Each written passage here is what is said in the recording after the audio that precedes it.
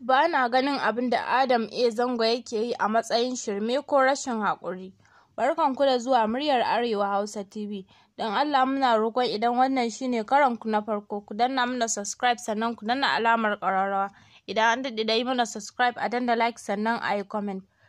Kai da ka kalli fuskarsa ka san akwai abin da ya kasa bayyana wa duniya don gudun zubar mutuncin wani duk da abin yana matuƙar damunsa a zuciya.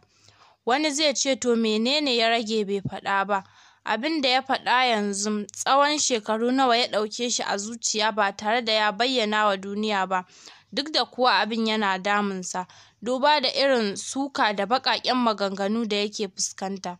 Ko da a ce ba a Kannywood kake ba, in dai kana bibiyar motsinsu, to lallai ya kamata ka gane ba sa so su dinga janyo Adam Zango a cikin lamuransu.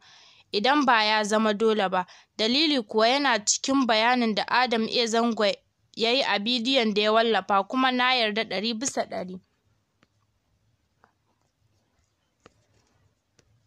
Masu ganin Zango ya yi shirme a bayanan da ya wallafa yau da daddare a shafinsa dangane da dalilin rabuwarsa da matansa su ne dai suke zarginsa akan auri saki tare da alakanta shi da mai auren ɗanɗane Mahassada kenan maimakon su tausaya masa bayan sun tilasta shi ya warware musu zare da abawa sai kuma salon zagi ya sauya.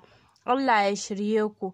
Ko zan ga laifin Zango sai dai na gani akan cewa baya yin bincike wajen auro matar da ta dace ne amma ba wai akan saki ko kuma kalaman da Mahassada suka tursasa shi yin su ta hanyar tsangwama ba.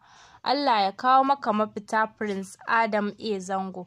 Barkanku da zuwa muryar Arewa Hausa TV. Don Allah muna roƙon idan wannan shine karanku na farko, ku danna mana subscribe sannan ku danna alamar ƙararrawa. Idan an daɗe da yi mana subscribe a danna like sannan a yi comment.